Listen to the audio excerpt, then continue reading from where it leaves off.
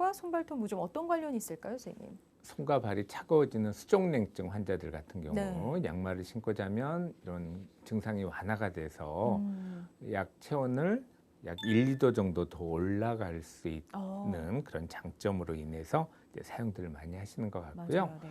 또 이제 이렇게 보습제 같은 걸 사용을 하고 수면 양말을 신음으로써 이런 발 각질, 겨울철에 특히 좀 심해져서 네네. 많이들 오시거든요. 발 뒤꿈치라던가 이런 데 각질을 좀 해소하는 목적으로도 많이 사용을 하시는 네. 것 같습니다. 그런데 이런 수면 양말은 대부분 그 합성 섬유로 이루어져 있고 네.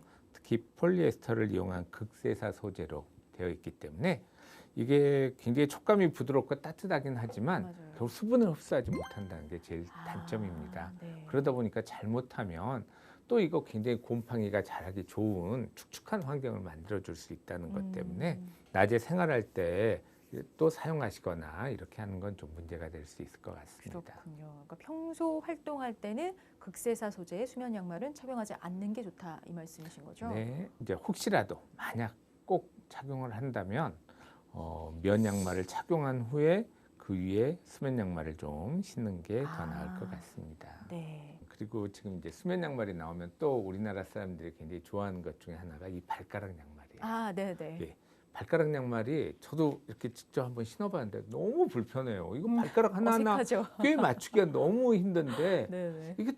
이것도 잘 안 바뀌는 거야. 중년 남성들은 이게 무좀을 예방한다고 하는 굉장히 강한 확신을 갖고 계신 분들이 있습니다. 네. 그분은 계속 발가락 양말을 신으세요. 과학적으로 전혀 근거가 없습니다. 도움이 안 돼요? 예, 발가락 양말이 무좀을 예방한다는 전혀 근거가 없어요. 과학적 근거가 없는 걸 왜 그렇게 사용을 하십니까? 사용 안 하셨으면 좋겠습니다. 네, 저도 처음 알았습니다. 발가락 양말이 무좀에 뭐 직접적으로 도움이 되는 거는 아니다. 그러니까 불편하시면은 굳이 꼭 착용 안 하셔도 된다. 보통 손발톱 무좀 하면은 뭐 덥고 습한 여름철을 많이 떠올리게 되죠. 물론 뭐 습도도 높고 땀 많이 나는 여름철에 많이 발병하기도 하고요. 그런데 겨울에도 방심할 수는 없는 질환이다라는 말이 있더라고요. 맞나요, 선생님? 네, 물론 이제 이렇게 진료실에 오시는 분들은 주로 이제 봄부터 시작해서 여름철에 가장 이런 손발톱 무좀으로 치료들을 많이 하십니다.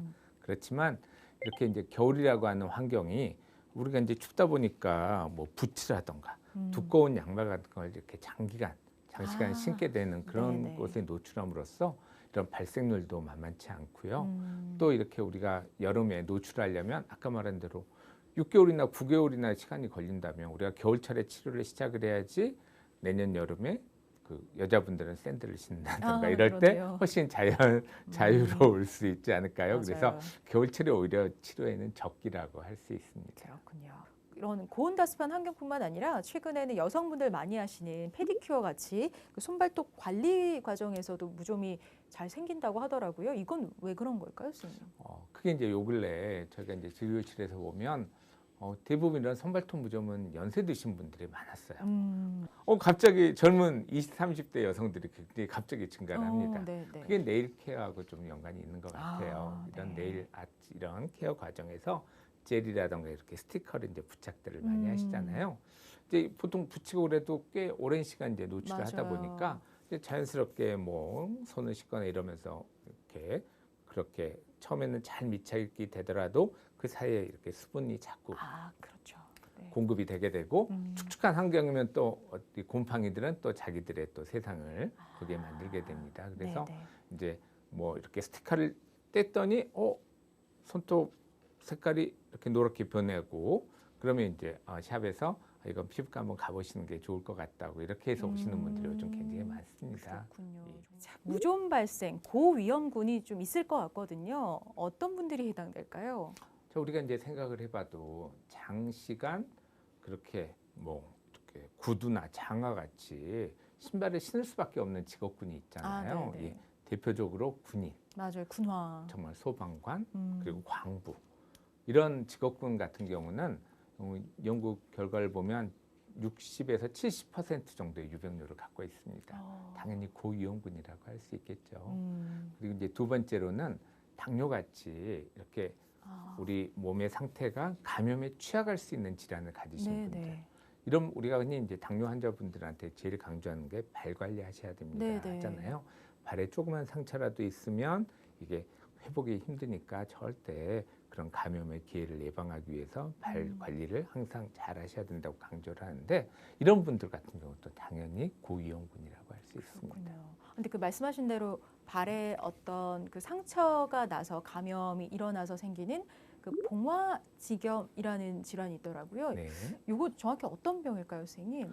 그래서 이제 이런 경우는 이제 보통 발에 무좀이 있으면 가려운 게 특징이잖아요. 네. 근데 가려우면 이게 이제 자꾸 긁겠죠? 긁게 되죠. 네. 그 어쩔 수 없어요. 그 가려움증은 긁게 되면 이제 네. 긁는 과정에서 이제 손에 있는 손톱 밑에 있는 세균이나 세균. 이런 게 아. 2차 감염이 됩니다. 네. 그러면 그걸 이제 초기에 빨리 좀 이렇게 조절을 해야 되는데 그걸 좀 방치한다던가 좀 이게 보기 싫다고 뭐 물에 좀 담가버린다던가 아주 심한 경우 뭐 식초 같은 데 이제 담가버리면 이제 발이 아주 퉁퉁 부어가지고 이제 신발이 안 들어간다고 보통 슬리퍼를 신고 이렇게 아주 이제 병원에 들어오시게 됩니다. 그렇군요. 자, 그럼 이번에는 손발톱 무좀에 생길 수 있는 증상 자세하게 살펴보겠습니다. 어떤 증상이 나타날 때 이제 손발톱 무좀이구나 좀 짐작을 해볼 수 있을까요? 손발톱이 일단 우리가 제일 먼저 흔히 나타나는 건 색깔이 변하는 색깔 겁니다. 변하는 거. 네. 이게 좀 하얗게 변했네? 아니면 이게 좀 색깔이 노래진 것 같아. 하얗거나 노랗게. 네. 그리고 나서 뭔가 줄무늬 같은 게 좀 생긴다던가 아. 표면이 약간 울퉁불퉁해진 것 같다가 이제 손톱을 이렇게 자르다 보면 이게 좀 흔히 말하는 부서진다고 그러죠. 아, 네네. 예, 부스러지게 막 흩날리고 어. 이거 정상적이 아니다는 이제 감이 오기 시작을 하죠. 아. 그러면서 이제 두꺼워집니다.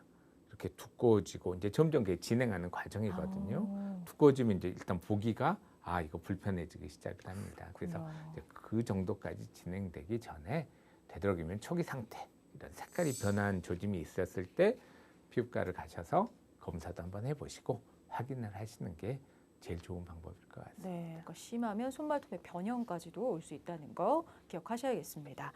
자, 계속해서 그럼 두 번째 키워드로 넘어가 볼까요? 식초. 식초. 또 무좀하면 식초죠. 근데 여기서 말하는 식초는 먹는 건 아닐 거고 흔히들 이제 무좀 치료에 식초가 좋다 얘기들 하는데 실제로는 어떨까요, 선생님?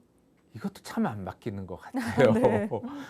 좀 바뀐 건 있네요. 제가 처음 피부과 의사였을 때만 해도 식초에 정로환을 타는 게 굉장히 정로환이요? 예, 그게 이런 굉장히 이런 레시피였는데 네. 요즘은 식초를 좀 식초로만. 이용하는 것 같습니다. 네. 식초라고 하는 거 우리가 생각해도 산성이 있기 때문에 약간 피부를 부식하는 효과가 있겠죠. 네. 1시간 정도 이렇게 하다 보면 피부 각질층 표면 정도를 살짝 녹여내니까 각질층에 있는 곰팡이도 같이 날아가겠죠. 그렇지만 결국은 우리 좋은 속담 있잖아요. 빈대 잡으려고 초가상간 태운다고. 네. 아니 그 몇 개 있는 곰팡이 없애려고 자기 몸에 가장 훌륭한 면역 기관인 각질층 전체를 날려버린다고 너무 무모한 방법인 것 같습니다. 네. 무좀은 전염성이 강한 질환인 거는 맞잖아요. 정말 신발만 같이 신어도 막 쉽게 없는 건가요?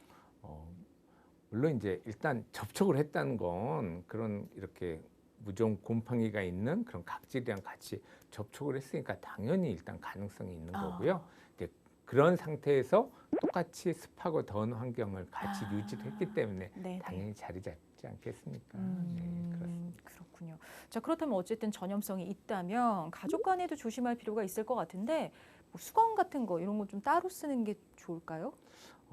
물론 이제 무좀이 심하신 경우는 이렇게 수건, 발수건이라던가 아니면 같이 신는 신발이나 이런 건 되도록 사용을 안 하시는 게 좋다고 합니다. 네. 그리고 무좀에 걸리신 심한 경우는 일단 기존의 양말이나 신발 같은 것도 일단은 소독을 한다던가 아니면 당분간 사용을 안 하시고 아주 심한 경우는 폐기하라는 그런 가이드까지 있을 정도로 일단은 무좀이 있으면 절대 다른 사람한테 번지지 않도록 하는 게 중요합니다. 특히 가족은 굉장히 중요하지 않겠습니까? 네. 자, 그럼 이제 이어서 세 번째 키워드도 확인해 보겠습니다. 통풍. 그렇죠. 무좀을 예방할 때 통풍 중요하겠죠? 중요한 키워드 같은데요. 네, 그렇습니다. 축축하고 이런 환경을 우리가 방지를 하려면 결국 환기가 잘 돼야 될 거 아니에요. 발이 항상 깨끗하게 환기가 잘 돼서 건조한 상태를 유지해 주는 게 그게 가장 중요하기 때문에 통풍이 중요하다고 할 수 있습니다. 네. 자, 그렇다면 평소 생활 습관 정말 중요할 것 같은데요. 어떤 방법들로 좀 관리해야 할까요? 그래서 이제 이렇게 장기간 우리가 신발을 신거나 이러면 축축해질 수밖에 없잖아요. 대표적인 양말, 신발, 장갑 같은 경우는 이렇게 잘 말리는 게 굉장히 중요하고요. 우리 몸도 이렇게 목욕 후에 이렇게 건조하게 잘 축축하지 않게 이렇게 잘 잘 닦아주는 게 중요합니다. 음. 그리고 물론 좋기는 드라이기로 이렇게 좀 말려주면 좋은데요. 네. 근데 이렇게 얘기한 게 좀 조심스러운 게 사우나나 이런 데서 정말 이렇게 그 발을 말리시는 분들을 계세요? 보면 자기 집에서 개인 그 공간에서. 정도를 할 수 있는 건 뭐 네네. 그거야 자기 관리를 위해서 좋지만 공용 공간에서 네네. 그건 또 아닌 것 같아서 이거 드라이 사용하시라고 하는 거 굉장히 조심스러운 것 같습니다. 네. 자, 그럼 이번엔 좀 자세한 치료법들 확인을 해봐야 할 텐데요. 손발톱 무좀 어떤 방법들로 치료를 할 수 있을까요? 먼저 크게 우리가 분류를 하자면 일단 가장 흔한 게 먼저 바르는 약이죠. 가장 쉽게 접근할 수 있는 거고, 둘째는 이제 먹는 약입니다. 그리고 이제 요 근래 또 많이 하고 있는 게 레이저 치료예요. 그래서 이런 세 가지 치료 방법을 일단 어느 정도 심한지에 따라서 물론 당연히 봐야 될 거고, 이분이 혹시 뭐 어떤 지병이 있으시거나 어떤 약물 알레르기가 있다거나 지금 먹고 있는 다른 약이랑 혹시 겹치는 경우, 또 이제 여성분들 같은 경우는 임신이라던가 또 나이 등 여러 가지를 고려해 가지고 물론 이제 환자분이 요즘은 다 선택들을 하시게 되잖아요. 그래서 충분한 자기 정보를 주면 의사는 거기에 맞춰서 이런 걸 이제 제공을 하고, 그중에 이제 환자분이 결국 선택을 하시는 게 제일 좋은 것 같습니다. 그렇군요. 자, 근데 손발톱 무좀에 쓰이는 약과 또 그냥 일반 피부 무좀에 쓰이는 약은 아무래도 차이가 있을 것 같거든요. 어떨까요? 일반 피부에 바르는 연고 제제를 손발톱에 바르면 치료가가 굉장히 떨어져요. 흡수가 안 돼서. 왜냐하면 이 케라틴 제제라고 하는 굉장히 단단한 제형이잖아요. 네네. 우리 이 손발톱이. 그리고 이 곰팡이들이 이 손톱 표면에 있는 게 아니고 손톱 아주 깊숙이 자리 잡고 있습니다. 아주 요새에 있는 거죠, 개들은. 네. 그래서 이걸 통과를 해서 개들한테까지 충격을 주려면 굉장히 제형이 특수해야 됩니다. 네. 케라틴 이런 손발톱을 거의 잘 통과를 해가지고 그 밑에 지금 숨어 있는 곰팡이들한테 직접 타격을 하려면 흔히 말하는 우리가 매니큐어 같은 제제가 그래서 개발이 된 거고요. 그런 제제를 사용을 하는 게 그런 손발톱 무좀에는 효과적입니다. 그렇군요. 또 앞서 뭐 여러 가지 치료법 얘기해 주셨지만 레이저 치료법도 말씀해 주셨는데 이게 요즘 많이 각광받고 있는 치료법이라고요? 일단 그 중도 탈락률이 50%가 넘는다고 그랬잖아요. 네네네. 그래서 난 도저히 약을 먹을 수 없다는 맞아요. 분, 그리고 이제 지병이 있으신 분들이 많습니다. 뭐 간이 나쁘실 수도 간이 있고. 안 좋으신 분, 네네. 고지혈증 같은 경우, 고지혈증 이런 때문에요? 그런 손발톱 무좀에 가장 흔히 사용되는 약물이 이런 고지혈증에 사용하는 스타틴 계열의 약물하고 충돌이 있어요.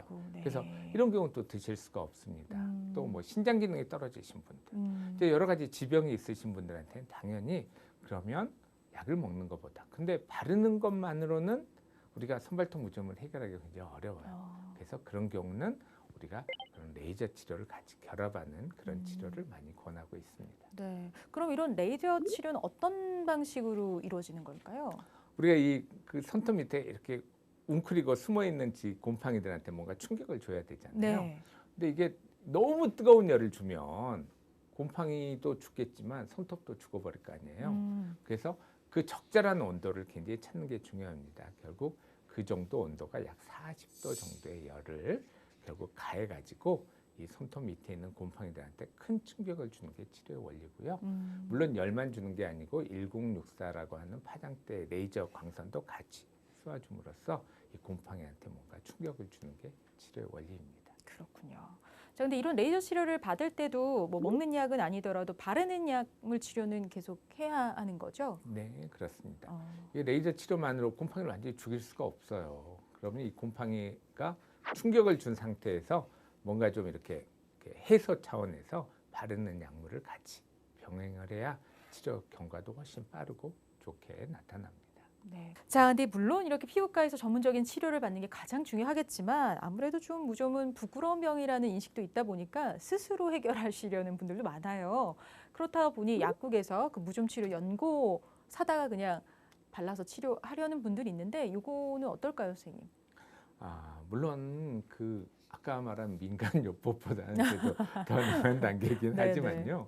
지금 먹는 약, 레이저 바르는 거에도 1년 걸린다고 지금 계속 강조를 하고 있잖아요. 근데 그걸 약국에 가서 뭐 이렇게 그냥 연고 주세요. 요즘 광고 나오는 그 바르는 거 주세요 해서 네. 그거 이제 바르면 물론 꾸준히 바르시면 그래도 효과가 당연히 있을 텐데 저렇게 몇 번 바르다 보면 별 변화도 없는 것 같고 이거 별로 좋아지는 것 같지도 않으면 또 이렇게 또 등한시합니다. 그거보다는 피부과를 가셔서 그래도 정확한 전문의의 진단을 받고 뭐 가능하면 검사로 곰팡이균도 확인을 하고 네. 또 거기에 맞춰서 그러면 가장 좋은 치료 방법을 서로 연구를 해가지고 자기에게 맞는 치료 방법을 가지고 꾸준히 이게 한두 번만에 끝나는 치료가 아니니까 굉장히 그 의사하고의 서로 좋은 관계가 중요합니다.